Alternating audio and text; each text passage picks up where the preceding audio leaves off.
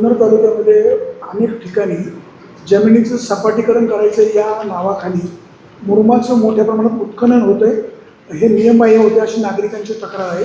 नेमकी प्रोव्हिजन काय आणि जर नियमबाह्य होत असेल तर काय कारवाई होईल? त्यामध्ये शासन निर्णयाप्रमाणे जर एखाद्या शेतकऱ्याला त्याची जमीन सपाटीकरण करून जर त्या ठिकाणी त्याला शेती काढायची असेल, म्हणजे शेत तयार करायचं असेल, तर एकाच गटात तो विषय असेल तर शासन निर्णयाप्रमाणे तो योग्य आहे. फक्त आमच्याकडे त्याची इंटिमेशन देणं गरजेचे आहे. अदरवाईज त्याच्या नावाखाली जर असं कोण करत असेल आणि आम्हाला माहिती जर दिली तर मात्र आम्ही आमच्या तलाठी मंडळ अधिकाऱ्यांमार्फत त्यावर नक्की कारवाई करू. आणि अशा प्रकारे आपल्या काही कारवाईही या वर्षात झालेल्या आहेत. त्यांना दंडही केलेला आहे आणि दंड करून पुढची बॉन्डची प्रोसेस आम्ही त्या ठिकाणी केलेली आहे. सर, जुन्नर तालुक्याच्या आदिवासी भागामध्ये मातीचं उत्खनन मोठ्या प्रमाणात होतं. ते सूर्योदयानंतर होतं, सूर्यास्ताच्या अगोदर पण होतं. परवानगी एका ठिकाणची असते, दुसरीकडे काढली जाते. सर काय नाही, असं जर निदर्शनास आलं तर आमची पथकं आहेत.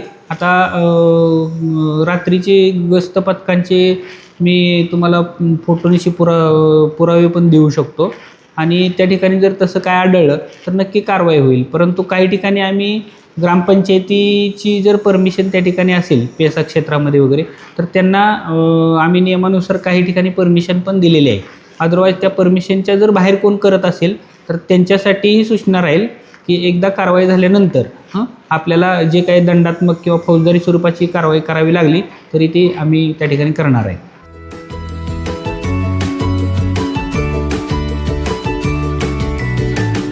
बातम्या शेतीच्या, बातम्या मातीच्या, बातम्या अन्यायाच्या, गुन्हेगारीच्या,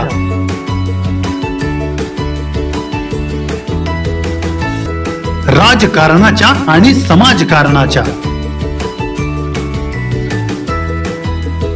शोषणाविरुद्ध बुलंद आवाज, जनसामान्यांच्या हुंकाराची गाज, सत्कार्याला प्रोत्साहन,